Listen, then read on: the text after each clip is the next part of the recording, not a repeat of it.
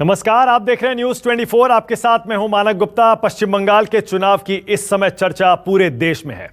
बंगाल के इतिहास में ही नहीं बल्कि पूरे देश के इतिहास में माना जा रहा है यह सबसे कांटे की टक्कर होने वाली है, क्योंकि इस बार सीधा मुकाबला टीएमसी और बीजेपी के बीच है। हालांकि कांग्रेस और लेफ्ट भी मिलकर अपनी चुनौती पेश कर रहे हैं, लेकिन इस त्रिकोणीय मुकाबले में जो सबसे ज्यादा जोर, सबसे ज्यादा नजर है वो बीजेपी प्रधानमंत्री मोदी के नेतृत्व में और टीएमसी ममता बनर्जी के नेतृत्व में।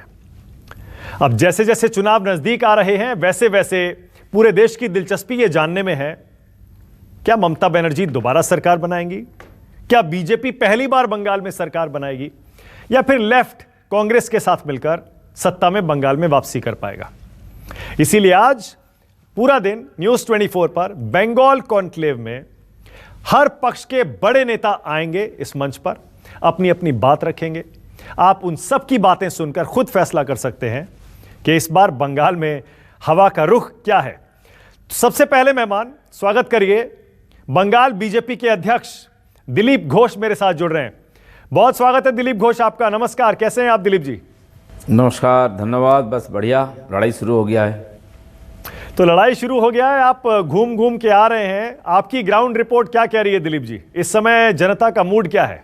जनता तो पहले से मूड बना चुकी है कि इस बार परिवर्तन होना चाहिए, क्योंकि पिछले 10 साल पहले एक बार 5 साल की ममता बनर्जी को मौका दिया लोगों ने, फिर दोबारा दिया, लेकिन लोगों को हाथ कुछ नहीं लगी है। आज ममता बनर्जी के एटीट्यूड से लग रहा है वो भी उनका भी उतना आत्मविश्वास नहीं है कि वो जीत जाएंगे, क्योंकि जो काम उन्होंने किया है उस आधार पर लोगों के सामने खड़ा होने के लिए जितना नंबर चाहिए वो नहीं उनके पास। तभी जिस ढंग से वो प्रचार शुरू किया है, कभी पैर में प्लास्टर लगा करके, कभी व्हील चेयर में जा करके लोगों की सिंपैथी क्रिएट करने के लिए प्रयास कर रहे हैं, जबकि उनको ये बोलना चाहिए कि 10 साल मैंने ये काम किया, आप वोट दीजिए। इस प्रकार बात करने की उनके पास अभी वो कॉन्फिडेंस नहीं है। तो आपको जनता का मूड क्या समझ में आ रहा है दिलीप घोष जी? इस बार बीजेपी आपके हिसाब से कितनी सीट जीत रही है और सरकार बना रही है? आपका क्या दावा है? देखिए, आपको मालूम होगा पिछले 7 तारीख को माननीय प्रधानमंत्री मोदी जी आए थे कोलकाता। ब्रिगेड परेड ग्राउंड में जो सभा हुआ है, इस बार तो टीएमसी ने सभा की नहीं है। सीपीएम, कांग्रेस और आईएसपी मिल करके उन्होंने एक सभा किया था, लेकिन कोई भी बड़ा चुनाव के पहले कलकत्ता में एक परंपरा सा है कि ब्रिगेड में कोई भी पार्टी चुनाव में चुनाव रैली करती है। हम लोगों ने किया है, और वो भी ऐसा कि कोई बिना प्रचार प्रसार के अपने केवल संगठन के बल पर 10 लाख से ज़्यादा लोगों को लाए और पूरा कलकत्ता आसपास का जाम हो गया। और माननीय प्रधानमंत्री भी देखा, पूरा देश देखा कि कितना उत्साह और उमंग था उस सभा में। उससे लग रहा था कि बंगाल में परिवर्तन निश्चित है। सीट की टारगेट हमारे नेताओं ने हमारे सामने रखा है। माननीय अमित भाई ने लोकसभा के पहले रखा था कि 50% सीट चाहिए, 21 चाहिए, 22 चाहिए। उसी दिशा में हमारे कार्यकर्ताओं ने लड़ाई की, लाखों कार्यकर्ताओं की लड़ाई में, और लोगों की मन हम जीता, और लगभग आधा सीट हमने 18 सीट जीता था, 4-5 सीट थोड़ी थोड़ी वोट से हारा था। इसी प्रकार हमको भी जो टारगेट दिया है 200 सीट, इस प्रकार विधानसभा में भाजपा को चाहिए सरकार बनाने के लिए, और उसी दिशा में अपने कार्यकर्ता पूरा जी जान लगा के काम कर रहे हैं। और माननीय प्रधानमंत्री और गृहमंत्री से लेकर राष्ट्रीय अध्यक्ष जी और बाकी भी मंत्रिमंडल के वरिष्ठ नेता, मंत्री और पार्टी के नेता, सारे लोग बंगाल के लिए पूरा समय दे रहे हैं, और दूसरे कार्यकर्ता भी मदद कर रहे हैं संगठन में। तो पूरी तैयारी के साथ हम आगे बढ़ रहे हैं। अभी चुनाव के जो प्रतिनिधित्व, जो कैंडिडेट्स है, उसका भी लगभग घोषणा हो चुकी है। तो एक प्रकार प्राथमिक काम हमारा पूरा हो गया और चुनाव प्रचार जोर शोर से शुरू हुआ है। आज माननीय प्रधानमंत्री जी ने पुरुलिया में पहली बार रैली की, चुनाव रैली, वो भी बहुत ज़बरदस्त हुआ। तो सारी तरफ से देखा जाए तो भाजपा पूरी तैयारी के साथ आगे बढ़ रही है, और ममता बनर्जी के पास कोई कैंडिडेट नहीं है, कोई नेता नहीं है प्रचार करने के लिए। खुद कैसे भी सिंपैथी क्रिएट करने के प्रयास कर रही है, और एक प्रकार खुला मैदान हमारे लिए छोड़ी हुई है। अच्छा, अब ठीक है, आप कह रहे हैं 200 सीट का आपका टारगेट है और ये आपका दावा है, लेकिन जो सर्वे आए हैं अभी तक, हालांकि तब तक प्रधानमंत्री की ये रैली नहीं हुई थी जिस पुरुलिया की रैली की आप बात कर रहे हैं, सर्वे कह रहे हैं कि आप 100 के आसपास आएंगे और ममता दीदी आराम से अपनी सरकार बचा लेंगी। प्रशांत किशोर तो यहां तक कह रहे हैं कि आप 100 के नीचे रहेंगे। ये मेरा दावा है, ये मेरा वादा है। नहीं, ये सब डायलॉग लोकसभा चुनाव को पहले भी हम लोग बहुत सुने हैं। ममता बनर्जी ने स्लोगान दिया था 42 में 42 चाहिए, तो उनका 34 था, उसमें घट के 12 घट के 22 में आ गए। और हमने स्लोगन दिया था 19 में हाफ और 21 में साफ। अब हम कहाँ खड़ा है और वो कहाँ खड़े हैं वो पता चला, सबको मालूम है कि रिजल्ट क्या है। तो हम हमारे नेता टारगेट देते हैं, हमारे कार्यकर्ता जान लगाते हैं, वो इस बार भी हो रही है। और सर्वे की बात तो छोड़िए, बहुत सर्वे आता है जाता है, क्यों होता है, कैसा होता है, क्यों करते हैं लोग, वो अलग अलग मकसद होता है। सर्वे नहीं है ये, जो हम तो रियल जो होता है उस पर विश्वास करते हैं, और वो चुनाव में ही होगा। और 2 मई को जब गिनती होगी वोटों की तब रिजल्ट आएगा, वो सही में होगा। अगर आप टारगेट को पार कर जाते हैं, 200 सीट लाते हैं, दिलीप घोष जी, क्योंकि आप पश्चिम बंगाल बीजेपी के अध्यक्ष हैं, बंगाल के सबसे बड़े नेता हैं, आप पार्टी का नेतृत्व कर रहे हैं, तो क्या मुख्यमंत्री आप ही बनेंगे दिलीप घोष जी? अब मुख्यमंत्री की तो चर्चा हुई नहीं अभी तक हमारी पार्टी में, ना तो हमारी इस प्रकार कोई परंपरा है कि किसी को घोषणा कर दें। पार्टी का जो सर्वभारतीय पार्टी है, हमारे नेता हमको टारगेट दिए है, उसको पूरा करने का सारे कार्यकर्ता लगे, चाहे मैं प्रदेश के अध्यक्ष हूँ और एक बूथ अध्यक्ष तक, सब लोग बराबर परिश्रम कर रहे हैं, प्रयास कर रहे हैं। सबका सपना ये है कि पहली बार मौका बना है तो बंगाल में राजनीतिक परिवर्तन करें, भाजपा का सरकार बनाए। अब पार्टी जीतने के बाद जो विधायक दल होंगे वो अपने नेता का चयन करेंगे। बाकी पार्टी के हमारी जो पार्लियामेंट्री बोर्ड है ये इनका अधिकार क्षेत्र में आता है। हमें तो जिम्मेदारी मिली है पार्टी को जिताने के लिए, उसी दिशा में हम काम कर रहे हैं। ओके, मतलब आपका विकल्प, आपका ऑप्शन खुला है ना। अगर पार्टी ने आपको चुना तो आप तैयार है ना जिम्मेदारी निभाने के लिए मुख्यमंत्री के तौर पर, और बंगाल को अगले 5 साल लीड करने के लिए? अभी तक पार्टी मुझे जो जो जिम्मेदारी दिया है, अभी तक पार्टी ने मुझे जो जो जिम्मेदारी दिया है उसको पूरा करने का मैंने प्रयास किया है, और उसी प्रकार आगे भी जो जिम्मेदारी पार्टी हमको योग्य मानेगा, जिम्मेदारी देगा, उसके लिए हम काम करेंगे। ओके, लेकिन टीएमसी और ममता दीदी तो ये कहती हैं, और टीएमसी के नेता खासतौर पे ये कहते हैं कि बंगाल में आपके पास कोई चेहरा ही नहीं है। टीएमसी वाले कहते हैं ममता दीदी के सामने आप किसे खड़ा करेंगे बताइए, मोदी जी को लाएंगे तो मोदी जी सीएम तो बनने वाले हैं नहीं, ममता दीदी के सामने डायरेक्ट फाइट में चेहरा कौन सा है? उनके पार्टी जब सत्ता में नहीं आई थी उनके पास कितने चेहरा थे, और उस समय 10 साल पहले भी एक ही चेहरा था, आज भी वो एक ही चेहरा है, लेकिन वो चेहरा आज धूमिल हो गया है। वो चेहरा को आज बिना मतलब का नाटक करना पड़ रहा है, पैर तोड़ करके व्हील चेयर में घूम करके करना पड़ रहा है। चेहरा का भी कीमत नहीं रहा, उनको भी सहारा लेना पड़ रहा है दूसरे ढंग का व्हील चेयर का। इसलिए चेहरा मोहरा की बात छोड़िए, बात हमारा तो पार्टी विचारधारा पर लड़ता है, कार्यपद्धति पर लड़ता है, हमारे विश्वस्तरीय नेतृत्व है, हमारी पार्टी की पिछले 25-30 साल की सरकार चलाने की अनुभव है, उपलब्धि है, उसके आधार पर चुनाव होता है, विकास की राजनीति होती है, और कोई नाटक और चेहरा देखकर नहीं होता है। जिस चेहरा पर लोगों ने भरोसा किया था 10 साल में लोगों को सबसे ज़्यादा हाथ लगा है आज। ओके, आप ये मानते हैं कि ये जो पश्चिम बंगाल का चुनाव है इस बार अब डायरेक्ट फाइट हो रही है, मोदी वर्सेस ममता, क्या ये मुकाबला बन गया है? इसमें कोई संदेह, मोदी ममता कर सकते हैं, भाजपा और टीएमसी में हो रही है, जबकि ममता बनर्जी ने उसको व्यक्ति केंद्रित कर दिया है। उन्होंने बोला 294 सीट से हम ही लड़ रहे हैं, क्योंकि उनके पास दूसरा चेहरा है ही नहीं। तो पिछले बार भी ऐसी बोली थी, इस बार भी वैसे ही। तो बाकी क्यों नहीं एक भी नेता उनके सामने, एक ही व्यक्ति को 294 सीट से लड़ रही है, क्यों दूसरे के ऊपर भरोसा नहीं है? अब तो ममता बनर्जी की स्थिति हो गई, ना पार्टी के ऊपर, ना पार्टी कार्यकर्ताओं पर, मंत्री एमएलए एमपी पर भरोसा है, ना तो पुलिस सीआईडी पर भरोसा है, ना तो यहाँ की प्रशासन पर भरोसा है। अब तो लग रहा है कि संविधान और लोकतंत्र पर भी उनका भरोसा हट गया है। इसलिए उनकी व्यवहार, बातचीत, उनकी सरकार चलाने का प्रक्रिया, और जिस प्रकार हिंसा और भ्रष्टाचार यहाँ चरम पर पहुँचा है, लोग परेशान हैं, उससे लग रहा है कि किसी पर उनका कंट्रोल और भरोसा अब नहीं है। वो तो कह रही हैं कि ये बाहरी लोग हैं, ये बाहरी हैं, बंगाली नहीं है। बंगाल पे कैसे कोई बाहरी राज कर सकता है? बंगाल की जनता को बंगाली अस्मिता वो याद दिला रही है ममता दीदी। नहीं, देखिए, एक हमारे जो युक्त राष्ट्रीय ये देश है, तो ये संविधान सबको अधिकार देता है देश में कहीं भी जाने का, रहने का, काम धाम, बिजनेस, राजनीति करने का, मना नहीं कर सकते। लेकिन आज ये बात क्यों बोल रही है? इसका मतलब वो वैचारिक रूप से हार चुकी है, कानून व्यवस्था और संविधान के खिलाफ बात कर रही हैं, लोगों को भड़काने का, इमोशनली मोटिवेट करने का, अपने तरफ लाने का काम के द्वारा नहीं कर पाए, विकास के द्वारा नहीं कर पाए। आज बोलने के लिए उनके पास कुछ नहीं है।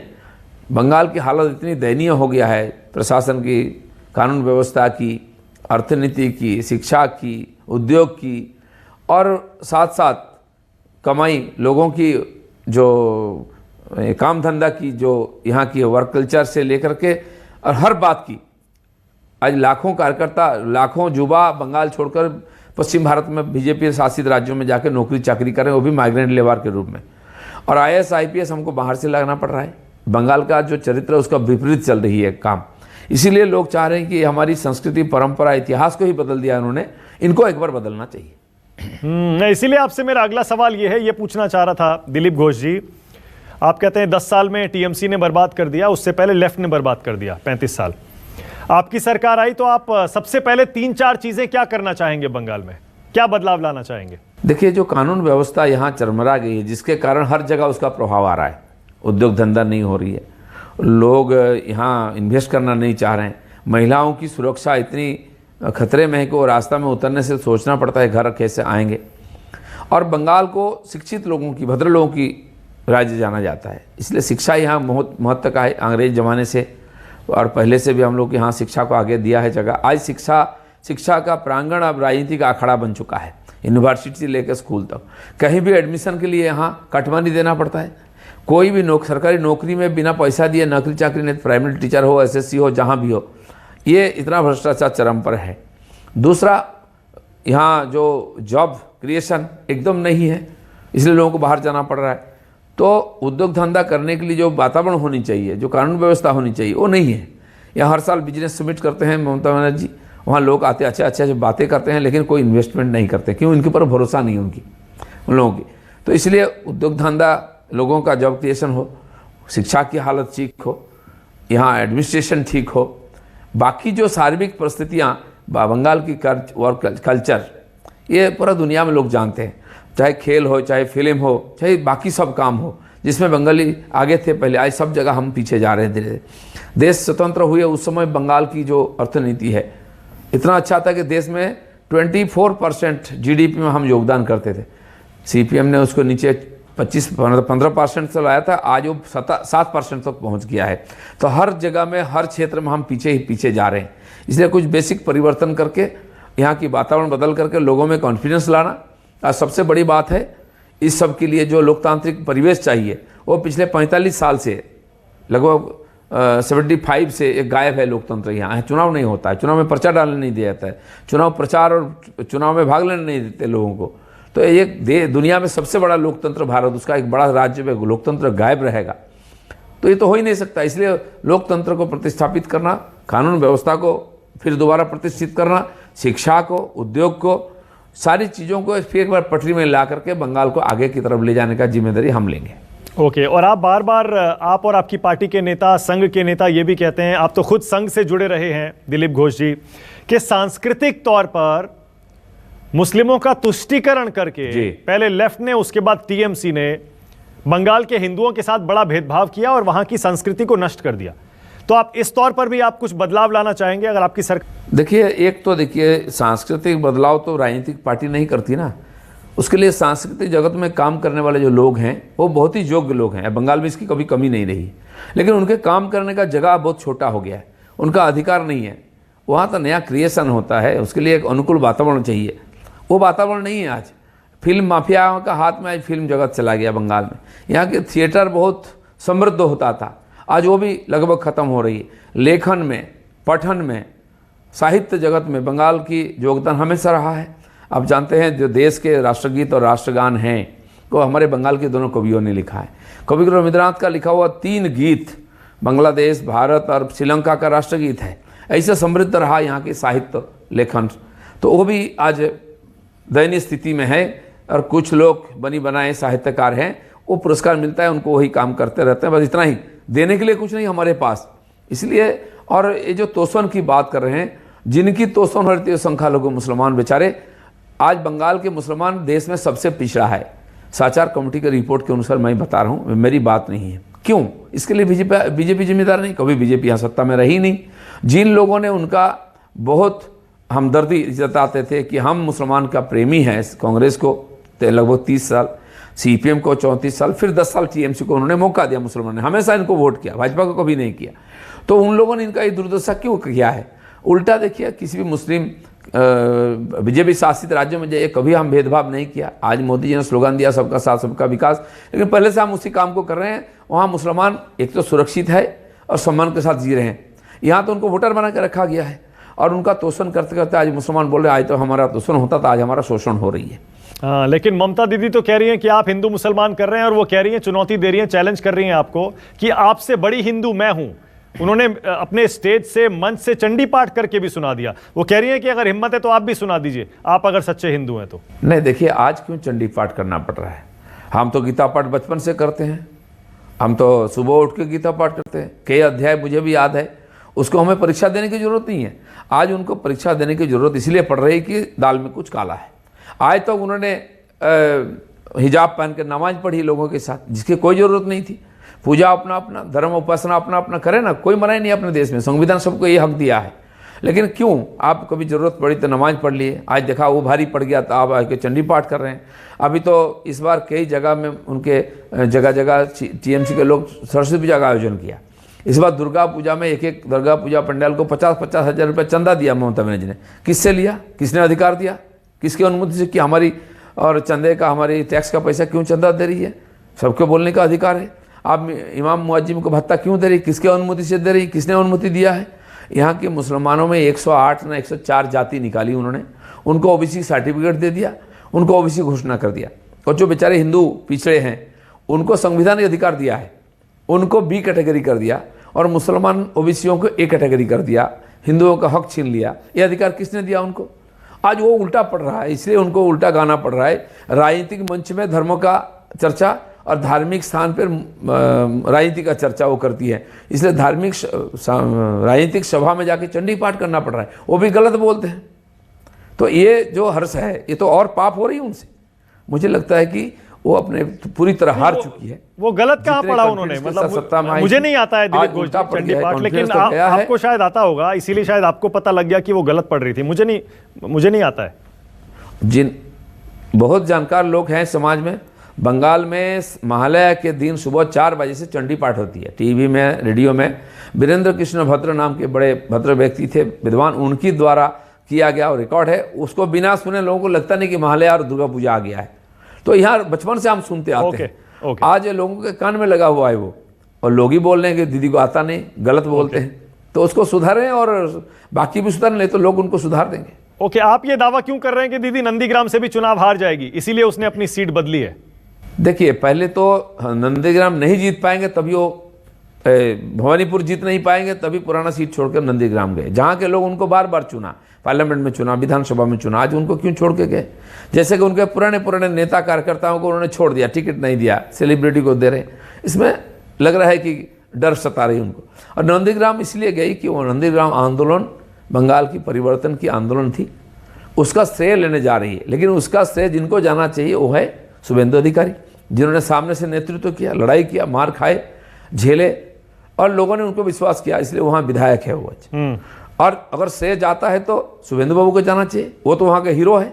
ममता बनर्जी कभी खून पसीना नहीं बहाई, बल्कि वो जब जाना चाहती सीपीएम उसको रोक देता था, नहीं जाती थी। हमारे नेता सुषमा स्वराज जी, माननीय राजनाथ जी, माननीय आडवाणी जी उनका हाथ पकड़कर नंदीग्राम में घुसाए थे। वो शायद भूल गई होगी, हम भूले नहीं है, पब्लिक भी नहीं भूली है। तो इसीलिए आज जब किसी का किया हुआ का आप फसल काटने जा रहे हैं, लोग क्यों आपको मौका देंगे? तो इनके लिए छुपने के लिए जगह नहीं है, भागने के लिए जगह नहीं है, तो नंदीग्राम भाग के गई है।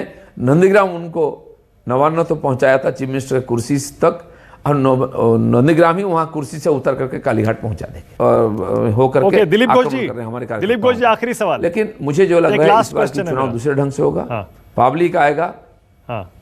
एक आखिरी सवाल है मेरा, आप पर कुछ आरोप लग रहे हैं कि आपने कुछ ऐसे लोगों को भी टिकट दे दिए जिन्होंने मांगा ही नहीं था टिकट, वो टीएमसी में थे, वो कह रहे हैं हमारा लिस्ट में नाम क्यों डाल दिया, हम तो बीजेपी में गए भी नहीं है अभी।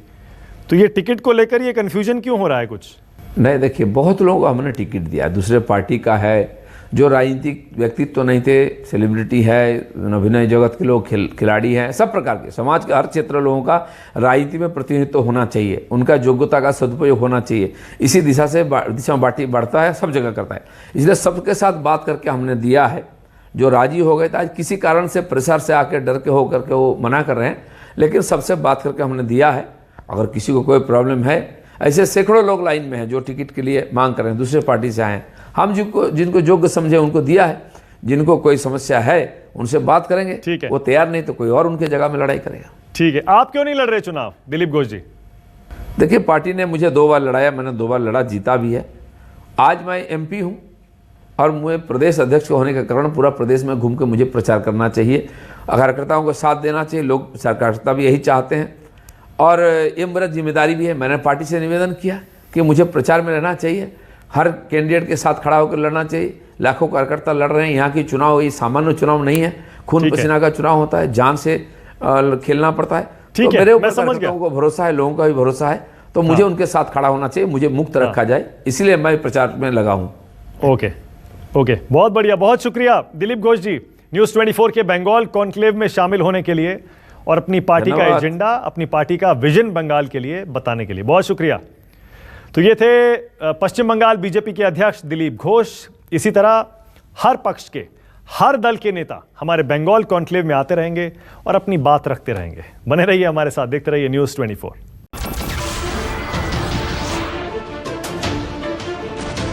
नमस्कार, मैं हूं मानक गुप्ता। अगर आपको हमारा ये वीडियो पसंद आया हो तो इसे लाइक और शेयर जरूर करें और हाँ, हमें सब्सक्राइब और फॉलो करना ना भूलें ताकि आप देश और दुनिया की कोई खबर मिस ना करें। तो जुड़े रहिए हमारे साथ और देखते रहिए न्यूज़ 24।